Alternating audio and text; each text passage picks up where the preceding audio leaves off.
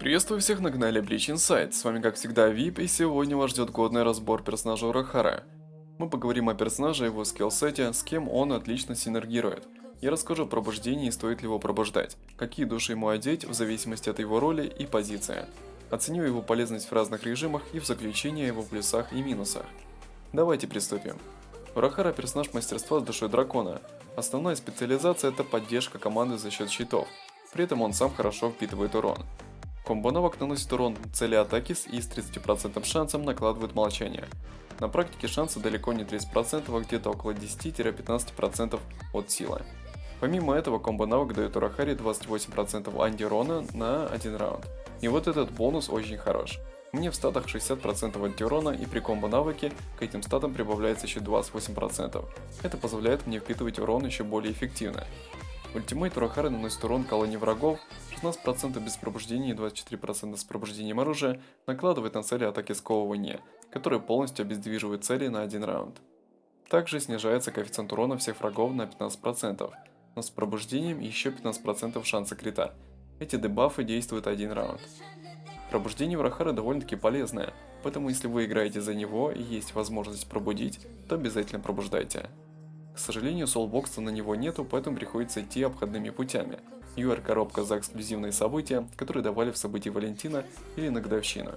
Но также есть возможность фармить его фрагменты в разработке, как это делаю я. И за 2 месяца получается вбивать минимум по 15 фрагментов оружия и персонажа. Что касается третьего пассивного навыка, то это безобразие. Разработчики дали атаку персонажа, который по скиллам и роли зависит от жизни. Это максимально нелогично, и к моему огорчению они не собираются этого исправлять. Хоть я и многие другие об этом писали, но это наплевательское отношение к проработке персонажа и к игрокам в этом плане. Этот навык как бельмо на глазу, если честно.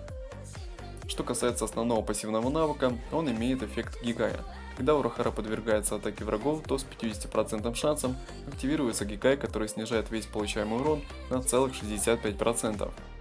Это очень крутая способность, у которой есть вторая сторона медали. С каждой активацией этого навыка шанс снижается на 10%, что ограничивает активацию до 5 раз. Последняя и самая главная способность это предоставление щита для себя и всех союзных персонажей. При запуске ультимы Урахара добавляет себе щит в размере 19% от своей жизни, и дополнительно за каждый ярус кровотечения на всех врагах предоставляется всем союзникам щит в размере 2% от жизни Урахара. Чем больше будет стаков кровотечения, тем больше будет щит на всех союзниках. Это нереально полезный навык, на котором базируется вся уникальность и полезность персонажа и его синергия с персонажами кровотечения. Урахара в паре с пробужденной Нел, которая накладывает 3 яруса кровотечения в первых раундах, предоставляет очень мощный сейв всей тиме. Эта связка помогает проходить самые высокие этажи башни. О его навыках поговорили, теперь давайте перейдем к душам и его позициях.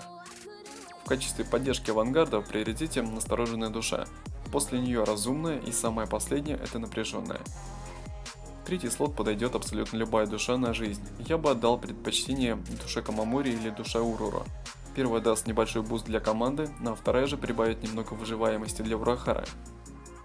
Его можно ставить как в передний ряд, так и в задний в зависимости от ситуации и вашей цели. Есть еще одна сомнительная, но тем не менее потенциально возможная роль для Урахара. В основном для арены и турниров. Его можно одевать через ДД. Рейтинг урона с пробуждением достигает 260, а это ни много ни мало. На этой роли он стоит в заднем ряду с гневной, разрушающей или критической душой. На слот наследия абсолютно любая свободная душа на атаку. На практике урон весьма сносный, особенно с крита.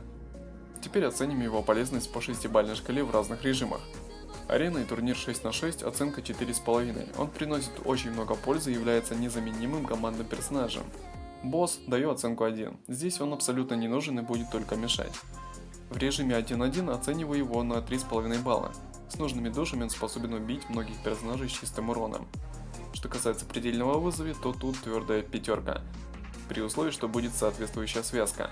Но теперь подытожим его плюсы и минусы. Из плюсов. Первое. Урахара – шикарный персонаж поддержки и имеет неплохой потенциал выживаемости. Второе.